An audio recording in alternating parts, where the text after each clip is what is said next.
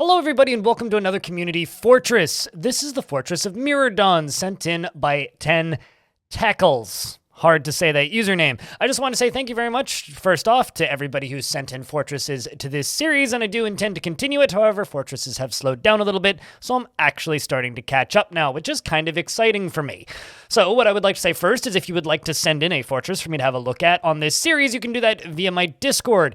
Just simply go down into the description of this video, find the link to my Discord server, and go to the room that is called DF Save Sharing. In that room, you can send in a save via either any file sharing service of your choice. Just make sure you zip it, attach a couple screenshots, and let me know that it's okay for me to use it in a video. If you have any mods, please also attach your mods folder, as sometimes I have trouble loading modded saves.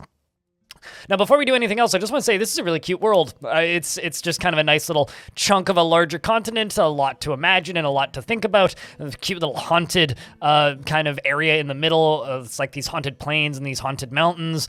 We have like these kind of nice beach areas that are very cold, as well as a more tropical beach with volcanoes. It's a cool little world gen here. Now, once we dive into the world itself, or the fortress itself, this fortress is called Mirrored Dreams, and also worth noting, if we center on the fortress, we can see that it is a member of the Craft of Beans, which is a good site government, and the Page of Calming, a dwarven civilization. So initially, when we see this fortress, you'll notice there's a lot of glass. It is actually on a volcano. Now, this here volcano is quite the surface little volcano. Could have some very nice controlled eruptions there. I personally would channel out this and attach some drawbridges and use it as part of a moat or something, just because of how flat this surface area is. I find Dwarf Fortress volcanoes to be a little bit boring, just because they don't really do much aside from just being a little tube of lava. But what I really like to do is kind of channel out a little surface lake and then have little drawbridges or floodgates so that I can fill and empty out either like a front door area or an entry and exit trough or something, just to make it a little bit more exciting for me. But we have this little surface area where there's a herd of horses growing up slowly, as well as this kind of nice surface farm plot. And then right down here, we have a bunch of alligator snapping turtles, which is interesting, which appear to be flooding out. I'm assuming that they just had a bunch of babies or something. But as you can see, these are full of little nest boxes. I'm assuming that they are laying eggs in there. But yeah, they're definitely spilling out. Adorable. As for the fortress itself, immediately we do see some miasma, and we have some more underground farming instead of the above ground farming, which has the glass over top of it. No, you don't need to use glass. You can use any material, and the game will think it's underground, so you can still grow those underground farm plots. We have some poultry farm here, as well as more of those snapping turtles spilling out in some underground farms with a nice seed container, and then kitchens down here. Now, if you either have floor that are reaching the surface, so like if you were to dig out this area, I think that would count, or like if you were to channel out these rather in the middle here, build flooring over top of them, and then dig out this area and build flooring, and then build flooring up here, it would deplete this miasma. I don't generally use that exploit myself because I find it to be a little bit cheesy, but just because you're so close, I would mention that. Or alternatively, you could just use grates and then like a chimney setup to deplete that miasma.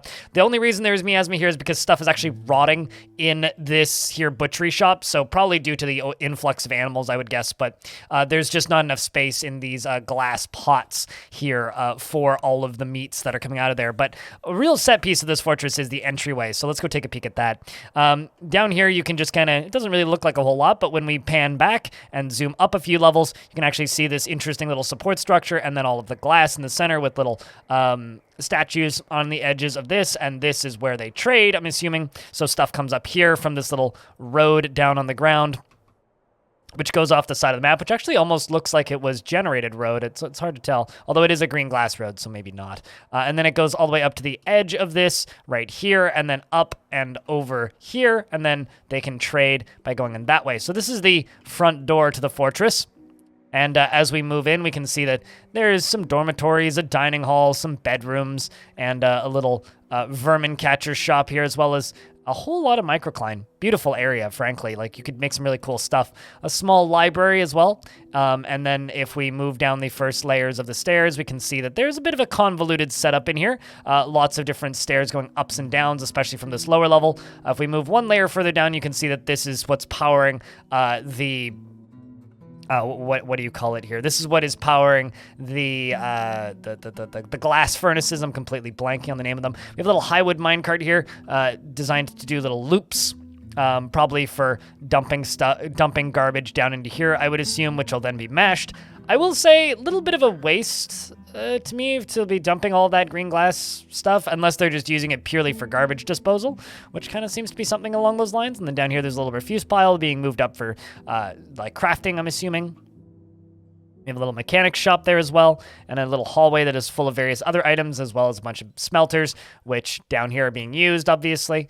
And then if I move just one layer up again here, right here, you can see that these are all the wood furnaces and your asheries that are, you know, making ash and such for, I'm assuming, crystal glass and metals in these furnaces down here.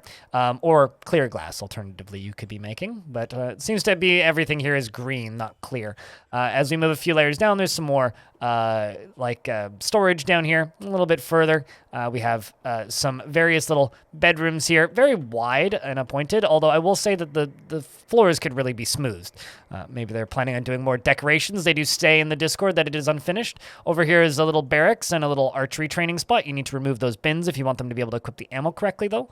And then, although hopefully that'll be changed in a coming patch in the coming days or weeks or months, because supposedly they are redoing some melee. Not melee, ranged AI. But we'll see once that actually gets into there, or rather, ranged AI, because they're trying to stop them from like bonking things over the head with crossbows instead, actually being more effective as crossbows. Anyway, we have more bedrooms down here. These ones are much nicer setup, I will say, for the smallish population of this fortress. And then this lower layer also another set of bedrooms. Once again, I would just smooth those walls. Like they're dying to be smoothed, one could say. And then there's this beautiful giant king snake here. I wish I could see some of these bigger variants of these small creatures. I know that like their scaling kind of looks awful in the sprites, but man, I haven't seen any of these in my time playing yet, and that makes me kind of sad that I haven't. Over here, we have a little well structure, as well as a little perpetual motion machine over here, which is currently inactive. Very easy to set those up, but currently it is inactive and not doing anything, unless it's been set up incorrectly. Essentially, it's pumping water out of this little zone right here. I'm not entirely sure what that's for. Maybe, I see, is it coming from up here? I getcha. So the water comes from up there, pumps down into here, and then they pump it through into there for cleaning purposes. And this might just not be hanging currently. But essentially the way these work is you dump some water, or you get a dwarf to start pumping this, and it pumps the water up here and then back down through the water wheels and just creates an infinite time power loop. Maybe they've just disabled it temporarily, I don't know. But over here is the well zone. I personally would build a little square around it so that the well has more access points. Whoops, I moved down a layer. And then over here, you can see that there is some offices, very well appointed. And right now, beneath them is a much more active zone, where there's a whole bunch of guild halls. And up here, we have the Mountains of Silver, which is a very nice spot, I got to admit. What is this one dedicated to? It's an engraver guild hall. Dwarves seem to really like this spot. I guess that makes sense with all of the engravings on the ground and the glass furniture. And then over here is a chessboard, which I really like. It's a temple, which is dedicated to the god of Rimad. And then down here, we're about to get to an area that I think is really cool. I think it's kind of one of the main set pieces of this particular fortress. We have this, which is, I guess, the artifact hall. We have what appears to be an artifact chest on display, some mugs. We have like various other items and pieces from the fortress's history, which I'm a big fan of. Surrounded by lava, looks real nice.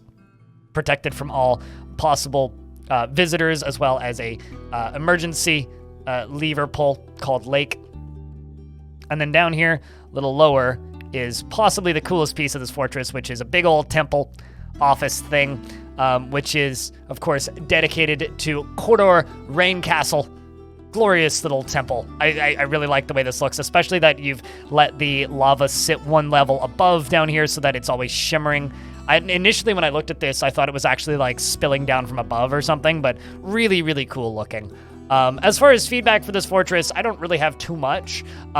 Personally, I think this fortress runs really well. Like running, it being unpaused, it's running at 90 frames a second, which is fantastic for 74 dwarves, probably due to the spindly and smaller hallways and the separation that it constantly does for the dwarves. So that part's real good. It just looks really nice. The actual design of this fortress doesn't go too much deeper. I think that's like the lowest layer on the volcano. Yeah, it goes down to this cavern layer, and then that's pretty much it. Also really nice open caverns. I really like these deep, big tall caverns. Lots of cool creative ideas in there, but don't really have too much feedback on the fortress itself. I think it looks really nice. Curious to see a full set of screenshots when it's finished, as this was uploaded to the Discord a little while ago. But I just want to say, if you yourself would like to send in a save, once again, you can do that via the Discord save sharing room in my Discord. Link is down in the description of this video. If you want to support videos like this and stuff directly, you can either do that via Patreon or by saying hi in my streams or by buying a piece of merchandise. Link is also down in the description of this video. Thank you very much for watching, and I hope to see you in the next one.